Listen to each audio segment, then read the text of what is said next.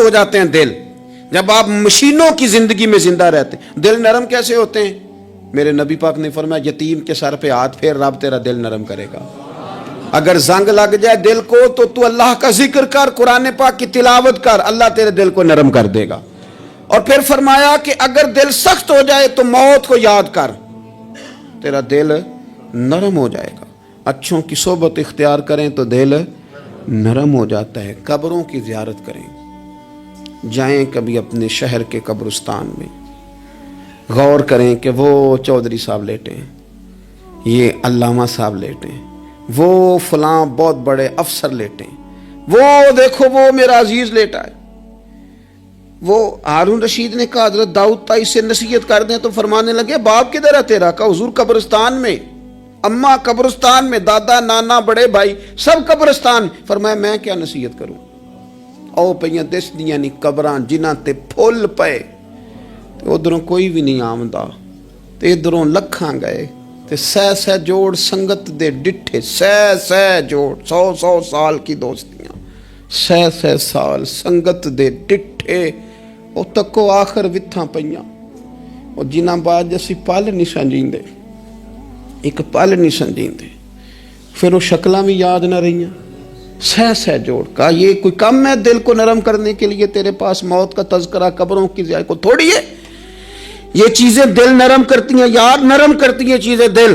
سختی طبیعتوں کی، مزاجوں کی سختی، دوسروں کے بارے میں ڈاٹے جذبات، ہمارے رویے ڈاٹے، ہماری طبیعتیں سخت۔ حضرت عبداللہ ابن مسعود رضی اللہ تعالیٰ عنہ نے ایک شخص کو جنازے کے موقع پہ ہنستا ہوا دیکھ لیا، فرمایا آج کے بعد تیرے ساتھ کلام نہیں کروں گا۔ جس کا جنازہ دیکھ کے بھی دل نرم نہیں ہوا اور قبرستان دیکھ کے بھی دل نرم نہیں ہوا، وہ تو سخت دل بندہ ہے، اور سخت دل بندے سے دوستی کبھی نہیں رکھوں گا۔ میں تو درد دل والوں سے پیار کروں گا، تیرے ساتھ میں کلام نہیں کرتا۔ تو کس طرح کا شخص ہے بھائی جسے یہاں آ کے بھی ہنسی آ رہی ہے، مذاق سوچ رہا ہے؟ تو دل کی نرمی، میرے نبی پاک صلی اللہ علیہ وسلم نے نا دل پر، ہم نے نا کپڑوں پر بڑی محنت کی، ہم نے چہروں پر بڑی محنت کی، ہم نے اپنے ظاہر کو سنوارنے پر بڑی، ہم نے اپنے حق میں بڑے بڑے لفظ یاد کیے، بڑی کہانیاں یاد کی، پر دل کے لیے محنت، اس پر محنت ہی نہیں کی۔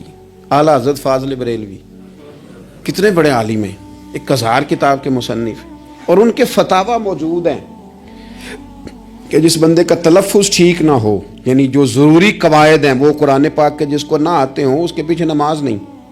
جو ہا اور ہا میں فرق نہیں کر سکتا، حمزہ اور عین میں فرق نہیں کر سکتا، وہ الفاظ کا معنی بگاڑ دے گا۔ لیکن اعلیٰ حضرت چونکہ صوفی ہیں، درویش ہیں، علم کے ساتھ تو ایک اور رنگ بھی بیان کرتے ہیں۔ وہ کہتے ہیں یہ نہ ہو کہ صرف تو حروف کے ہیر پھیر میں لگا رہے، صغرے کبرے ٹھیک کرتا رہے، دارابا یادرب کے چکر میں پڑا رہے، اور دل پر تو توجہ ہی نہ دے۔ فاضل بریلوی رحمۃ اللہ علیہ فرمانے لگے کہ 2 علماء نے قرآن ایک درویش کے پیچھے نماز پڑھی، تو مستحب جو قواعد تھے نا جن کے بغیر نماز، وہ ٹھیک نہیں تھے ذرا ان کے، تو وہ کہنے لگے دیکھا جی اتنے بڑے پیر صاحب ہیں اور ان کی تو قرات ہی ٹھیک نہیں، تلفظ ہی ٹھیک نہیں۔ حالانکہ لفظ تاثیر سے بنتے ہیں، تلفظ سے نہیں۔ لفظ تاثیر سے بنتے ہیں، تلفظ سے نہیں۔ اہل دل آج بھی ہیں اہل زبان سے آگے۔ انہوں نے کہا جی بابا جی کا تو تلفظ ہی ٹھیک نہیں۔ اعلیٰ حضرت نے لکھا ہے ملفوظات شریف میں، فرماتے ہیں پھر وہ نہ نہانے کے لیے چلے گئے نماز پڑھ کے فارغ ہو کے، تو وہ پانی میں اتر گئے تو شیر ان کے کپڑے اٹھا کے لے گیا۔ اب کتنی کو دیر پانی میں رہتے، نکلے بھی تو کیسے نکلے، شرم آتی ہے۔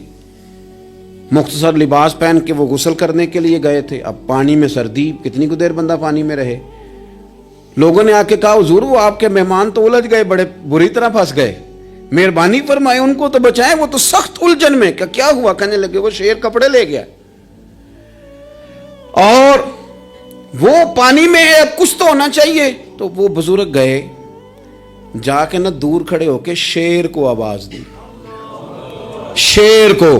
حضور کے صحابی تھے نا حضرت سفینہ، قافلے سے رستہ بھول گئے، ایک سائیڈ پہ ہو گئے تو سامنے شیر آ گیا۔ میں نے کہا ہے لیکن جب آ جائے تو، جب شیر سامنے آ جائے، جب سامنے آ جائے پھر پتہ چلتا ہے کہ یہ تو واقعی آ گیا ہے، پھر انداز اور ہوتا ہے۔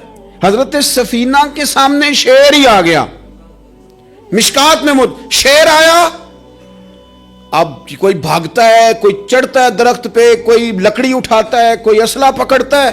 حضرت سفینہ فوراً بولے, کہنے لگے او شیر, ذرا خیال کرنا میں رسول اللہ کا غلام ہوں. پھر آکھیا شیر سفینہ تائی جا رہا یا راہ جاندے, او جڑے غلام رسول اللہ دے اسی غلام ہونا دے. شیر دو میں لاتا رستہ چھوڑ گیا. اور بابا جی بھی گئے, فاضل بریلوی کہتے ہیں شیر کو آواز دی, شیر دوڑا آیا. آگے کہنے لگے وہ ہمارے مہمانوں کے کپڑے لے گیا, تجھے شرم نہیں آتی؟ تو شیر کپڑے اٹھا کے واپس لایا. ان علماء کو, حضرات علماء کو کپڑے پیش کیے. جب ان کو پیش کیے تو پیش کرتے ہی بزرگ پھر فرمانے لگے, کہنے لگے مولانا تم نے لفظ سیدھے کیے ہیں, میں نے دل سیدھا کیا ہوا ہے. تم نے محنت کر کے نہ لفظ ٹھیک کیے ہیں, لیکن میں نے دل ٹھیک کیا ہے. دل پاک ہوئے تے پاک ہی ملدا ہے, تے بنا پاکوں پاک نہیں ملدا. سارے جسم دے توون نالوں ایک ٹکڑا تولا ہے دل دا. حضرت سلطان باؤ رحمت اللہ علیہ فرمانے لگے دل کالے نالوں منہ کالا چنگا. دل کالے نالوں منہ کالا چنگا, جے کوئی رمز پچھانے. اگر کسی کو بات کی سمجھ آئے تو دل نہیں سیاہ ہونا چاہیے, منہ ہو بھی جائے تو کام چل جاتا ہے. تو اپنے دل کی صفائی پر دیکھیں میرے نبی پاک علیہ وسلم نے ارشاد فرمایا کہ رب نہ تمہارے مال دیکھتا ہے نہ چہرے دیکھتا ہے, رب تو تمہارا دل دیکھتا ہے. اور امام غزالی حدیث لائے ہیں, حضرت عمر فاروق رضی اللہ تعالیٰ عنہ فرماتے ہیں کسی نے حضور صلی اللہ علیہ وسلم سے پوچھا کہ رب آسمانوں میں کہ زمینوں میں؟ جلوے تیری ذات کے کو بکو ہیں, جدھر دیکھتا ہوں ادھر تو ہی تو ہے. اللہ زمینوں میں کہ آسمانوں میں؟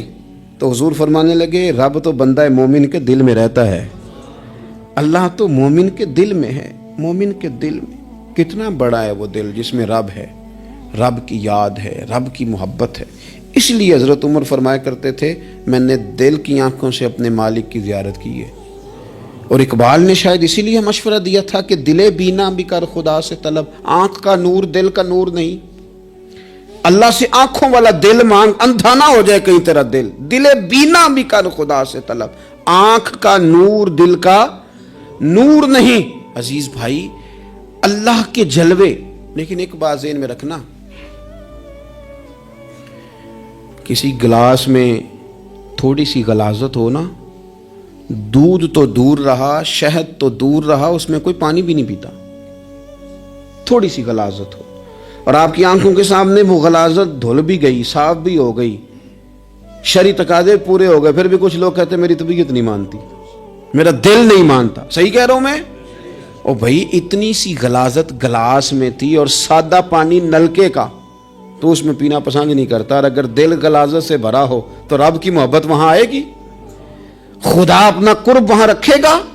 کسی سے جلنا, کسی سے حسد کرنا, کسی کے بارے میں عداوت رکھنا, کچی بولیاں بولنا.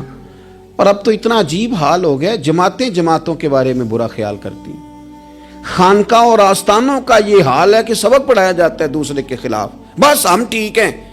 یہ تصوف ہے کہ نرا تو ٹھیک ہے؟ طریقت تو یہ تھی کہ میں ٹھیک نہیں, باقی سارا زمانہ ٹھیک ہے. تو کس چکر میں پڑا ہوا ہے؟ اعلیٰ حضرت فاضل بریلوی رحمۃ اللہ تعالیٰ علیہ کے ایک درویش تھے, تو فاضل بریلوی رحمۃ اللہ علیہ سے کہنے لگے میں نے مرید ہونا ہے. فرمانے لگے پتر جلدی نہ ہو, جا سارا زمانہ دیکھ, اگر کوئی میری طرح کا مل گیا, مجھ سے بہتر مل گیا تو پھر میرے ساتھ وعدہ کر وہیں رہ جانا. ہاں اگر تیرے خیال میں نہ ملا تو پھر آنا, جا گھوم زمانہ دیکھ. یہ کیا بات ہوئی کہ آپ نفی کرنے لگے سارے زمانے کی اور کہیں صرف میں ہی ٹھیک ہوں, فقط میں ہی ٹھیک ہوں؟ یہ طریقت ہے. اور تصوف والے تو لوگ یہ کہا کرتے تھے میں تے بندہ ٹھگ جے لوکو, میں تے بندہ چور, اور جس دا خلقت کلمہ پڑھ دی او محمد ہور. وہ لوگ تو نفی کرتے تھے, وہ لوگ تو نفی کرتے تھے اپنی, کہتے تھے میں کوئی شے نہیں, میں تے بندہ ٹھگ جے لوکو, او میں تے بندہ چور. میاں محمد بخش صاحب رحمۃ اللہ علیہ, ایک عالم نگار نے لکھا تھا کہ وہ کچھ لوگ نا سکھ ہندو یہاں رہتے تھے, تو ان کا نام محمد تھا چونکہ, تو بات کو شبہ پڑ گیا کہ شاید جن کا لوگ کلمہ پڑھتے ہیں نا مسلمان, معاذ اللہ یہ وہ والے ہیں. تو میاں صاحب اپنے بارے میں کیا کہے, میں تے بندہ ٹھگ جے لوکو, میں تے بندہ چور, جس دا خلقت کلمہ پڑھ دی او محمد ہور, میں تو ایک ٹھگ ہوں. حضرت میاں شیر محمد صاحب شرک پوری رحمت اللہ علیہ سرتاج ہیں اولیاء کے, پیر سید اسماعیل شاہ صاحب بخاری حضرت کرما والا شریف والے, وہ کہتے ہیں میں بیعت ہونے کے لیے جب شرک پور شریف آ رہا تھا تو رستے میں مجھے ایک بزرگ مل گئے, تو مجھے کہنے لگے کدھر جا رہے ہو, کون ہو؟ میں نے کہا میں سید ہوں اور میاں صاحب سے بیعت ہونے جا رہا ہوں. تو مجھے کہنے لگے وہ تو دنیا دار ہے, جیبوں میں ہاتھ ڈالتا ہے لوگوں کی, تو سید ہو کے رائیں کے پیچھے کیا لینے جا رہا ہے؟ جڑا بلے نو سید آکھے دوزخ ملن سزائیں, تو جڑا بلے نو رائیں آکھے او جنت پینگا پائیں, چونکہ رانجا رانجا کر دی نی میں ہوں آپ ہی رانجا ہوئی, رانجا یاکھن ساریاں میں نو ہیر نہ آکھے کوئی. وہ تو کدھر جا رہا ہے؟ کہتے میں نے کہا بابا زیادہ باتیں نہ کر ناراض ہو جاؤں گا. کہتے ہیں بابے نے کئی دفعہ رستے میں مجھے منع کیا, نہ جانا نہ جانا, فلانی جگہ چلا جا فلانی جگہ, لیکن میں چلا گیا. میری طلب صادق تھی. جب میں باہر جا کے بیٹھا تو اندر سے بلاوا آیا کہ میاں صاحب نے بولا. اندر گیا تو یہ تو وہی بابا جی ہیں جو مجھے روک رہے تھے. تو میاں جی خود ہیں حضرت میاں صاحب, کہنے لگے بیلیا تینوں بڑا موڑیا پر تو مڑیا ہی نہیں. وہ تو روکتے تھے, اپنی نفی کرتے تھے.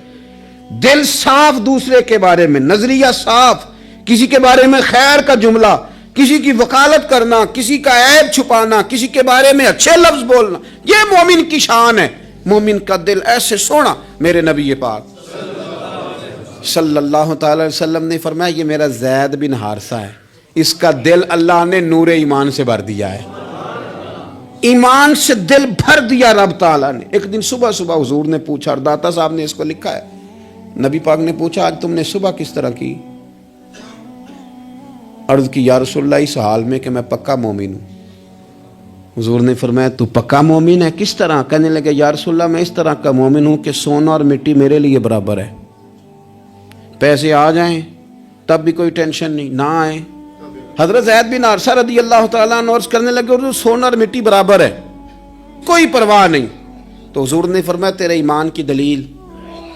عرض کرنے لگے یا رسول اللہ میرے ایمان کی شان اور دلیل یہ ہے کہ میں یہاں زمین پہ بیٹھ کے نظر اٹھاؤں تو میری نظر اللہ کے عرش تک جاتی ہے.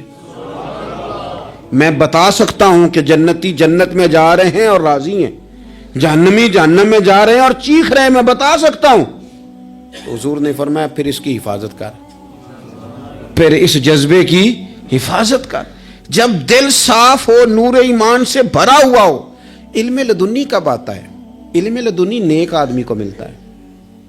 جب بندہ متقی پرہیزگار ہو نا, ناجائز نہ کھائے, ناجائز نہ دیکھے, ناجائز نہ بولے, تو پھر اللہ تعالیٰ اسے علم کا نور دیتا ہے.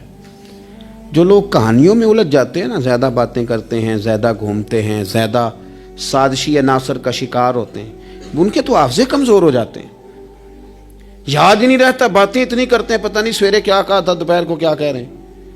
جب انسان کا دائرہ کار تقوی والا ہو پھر اس پر علم کی روشنی کھلتی ہے, پھر دروازے کرم کے کھلتے ہیں. اپنے دائرے محدود کر لیے جائیں. سوچیں, میں بڑے بڑے لوگ آپ کو زندگی میں ملیں گے, مشورے دیں گے, وہ جناب آپ کو پتہ ہی نہیں آپ کتنے بڑے ہیں, آپ فلانی جگہ کھڑے تھے, فلانے کے ساتھ ہنس رہے تھے. یہ آپ کو خراب کرنا چاہتے ہیں, کسی تکبر میں مبتلا کرنا چاہتے ہیں. آپ زمین پہ رہیں تاکہ زمین والوں سے رشتہ مضبوط رہے, دل کی صفائی, دل صاف ہو, کوئی حسد نہیں, کوئی کینہ نہیں. پتہ ہے سب سے بڑی بیماری کیا ہے بندے کی؟ خوفناک علامت کیا ہے دل کے بیمار ہونے کی؟ کہ کوئی بندہ بیماری میں ہے اور ادھر ایک بندہ اس کو دیکھ کے خوش ہو رہا ہے.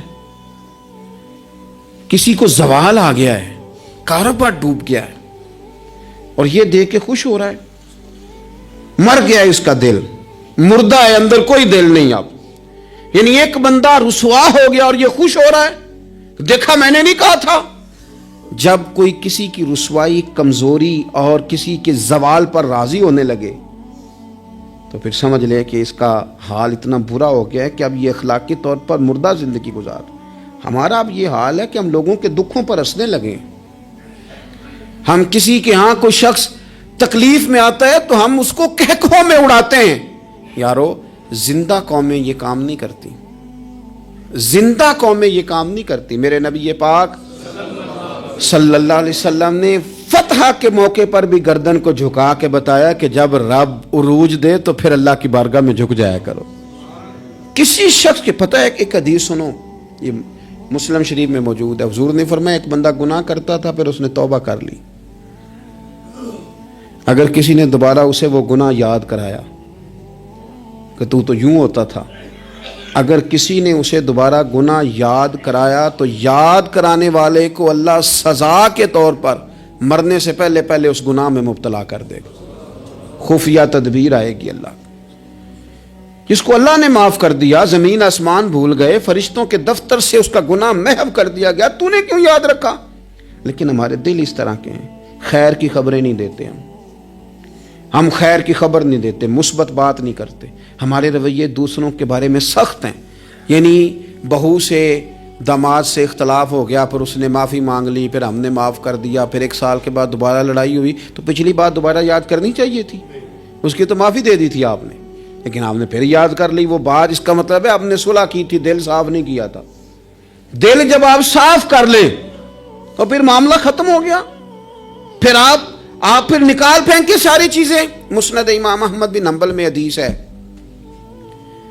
حضرت انس بن مالک رضی اللہ تعالیٰ عنہ کہتے ہیں میں بھی بیٹھا تھا، حضرت عبداللہ ابن عمر رضی اللہ تعالیٰ عنہ بھی حضور کی بارگاہ میں بیٹھے تھے. نبی پاک صلی اللہ تعالیٰ علیہ وسلم نے فرمایا ابھی ایک شخص تمہارے پاس آنے والا ہے، تیاری کر لو، آنے والا جنتی ہے. کہتے ہیں ایک شخص اندر داخل ہوا تو سادہ سا بندہ، داڑھی سے پانی کے قطرے گر رہے، جوتے ہاتھ میں پکڑے یا بغل میں دبائے، وہ آ گیا، حضور سے بات چیت کی، چلا گیا. ہم بڑے خوش تھے کہ کمال نہیں ہو گیا جس کو حضور نے دنیا میں جنت کی بشارت عطا کر دی. اگلے دن اس نے اتفاق، ہم اسی جگہ اسی حال میں بیٹھے تھے کہ پھر محبوب نے فرمایا بھی ایک بندہ آنے لگا، جنتی ہے. کہتے ہیں وہ بندہ آیا تو دیکھ کے حیران ہو گئے، یہ تو وہی کل والا ہی بندہ ہے. اسی طرح داڑھی سے پانی کے قطرے گر رہے ہیں، جوتے اس کی بغل میں آ کے بیٹھ گیا. تیسرے دن اللہ کی قدرت ہم وہیں بیٹھے تھے، پھر حضور نے فرمایا بندہ آنے لگا، زیارت کر لو، تیاری کر لو، بندہ جنتی ہے. وہی بندہ آیا جو پہلے 2 دن آیا تھا. حضرت عبداللہ ابن عمر کہتے ہیں کہ وہ حضور سے کوئی بات چیت کر کے جاننے لگا تو میں اس کے پیچھے ہو گیا. میں نے اس کو جا کے سلام کے بعد کہا کہ یار میں تیرا مہمان بننا چاہتا ہوں، 3 راتوں کے لیے رکھ لو گے؟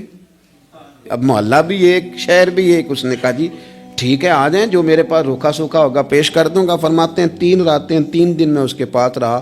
میں جاننا چاہتا تھا کہ کون سی ایسی عبادت کرتا ہے جس کی وجہ سے 3 دن حضور نے جنت کی بشارت اس کے لیے دی، اعلان فرمایا. کہتے ہیں میں نے کوئی غیر معمولی چیز نہیں اس کے اندر دیکھی، کوئی انوکھی عبادت نہیں دیکھی. عشاء پڑھتا، فجر تک سویا رہتا، میں تہجد کے وقت اٹھتا، نفل پڑھتا. 3 راتیں یہ ہوتا رہا. ہاں جب وہ کروٹیں بدلتا تو اللہ اکبر کہتا، باقی وہ سویا ہے، فجر میں اٹھا ہے. صدقہ بھی وہ خاص نہیں اس نے دیا، خیرات بھی میں اس سے زیادہ کرتا رہا، مجھے کوئی خاص چیز نظر نہیں آئی. تیسرے دن میں جانے لگا تو میں نے اسے کہا یار سن، مجھے کوئی ضرورت نہیں تھی تیرے گھر میں قیام کرنے کی، میرا گھر قریب ہی ہے. وہ تو کمال یہ ہے کہ نبی کریم علیہ السلام نے اپنی زبان فیض ترجمان سے، یعنی وہ زبان جس کو سب کن کی کنجی کہیں، اس کی نافذ حکومت پہ لاکھوں سلام. حضور نے 3 دن تجھے مسلسل جنتی کہا ہے. میں تو دیکھنے آیا تھا کہ تیرے اندر کوئی عمل ہو تو میں بھی وہ شروع کروں. تو وہ کہنے لگا یہی ہے جو آپ نے دیکھ لیا ہے، فرض نماز ہی پڑھتا ہوں، روٹین کے کام ہی کرتا ہوں، کوئی خاص چیز تو میرے پاس کوئی نہیں. حضرت عبداللہ ابن عمر فرماتے ہیں میں نے تو سمجھا کہ میں تو اس سے زیادہ خیر کے کام کرتا ہوں. اب میں سوچتا ہوا وہاں سے نکلنے لگا کہ پھر کیا خاص بات ہے جو نبی پاک نے 3 دفعہ اسے جنتی کہا ہے. جب میں نکلنے لگا نا، دروازے پہ مڑنے لگا تو اس نے آواز دی، کہا یار سنو ایک بات یاد آئی ہے. میں نے کہا وہ کون سی؟ کہنے لگا یار جب سے بالغ ہوا ہوں نا، جب سے اللہ نے توفیق اسلام دی ہے، میں نے جب بھی اپنا دل دیکھا ہے نا، جب بھی میرے دل میں کسی کے لیے حسد کوئی نہیں، کوئی عداوت نہیں، کوئی بغض نہیں، کوئی کینہ نہیں، کوئی کیا کر رہا ہے، میرے دل میں سب کے لیے خیر ہی ہے.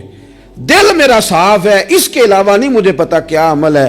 حضرت عبداللہ بن عمر کہتے ہیں پھر مجھے سمجھ آ گئی ہے، یہ جو تیرے دل کی صفائی ہے نا، یہ بنیاد بن گئی ہے جس کی بنیاد پر نبی پاک نے تجھے 3 دفعہ جنت کی بشارت عطا فرمائی ہے. دل، آپ دل میں میل کچیل رکھ کے نفل پڑھنا، عبادتیں کرنا، ریاضتیں کرنا، صدقات دینا زیادہ نفع بخش نہیں ہوتا۔ دل صاف ہونا تو تھوڑی عبادت بھی کام آ جاتی ہے۔ یہ حدیث بتاتی ہے کہ دل صاف ہو تو تھوڑے صدقے بھی زیادہ نفع کر جاتے ہیں۔ دل پر توجہ دیں۔ سب سے ضروری کام ہے کہ ہم سویرے اٹھ کے اپنے دل سے پوچھیں کہ تیرا لوگوں کے بارے میں خیال کیا ہے، شام کو پوچھیں کہ تیرا لوگوں کے بارے میں رویہ کیا ہے۔ آپ اپنے دل لوگوں کے لیے صاف کر دیں، اس میں خیر پیدا کر لیں، تو پھر آپ محسوس کریں گے طبیعت ہلکی پھلکی بھی ہے، حشاش بشاش بھی ہے، ٹھنڈی بھی ہے، اور پھر اس میں اللہ رسول کی محبت کے جلوے بھی ہیں۔ پھر یہ خیر کی طرف ہمیں بلا رہی ہے۔ اللہ تبارک و تعالیٰ توفیق عمل عطا فرمائے۔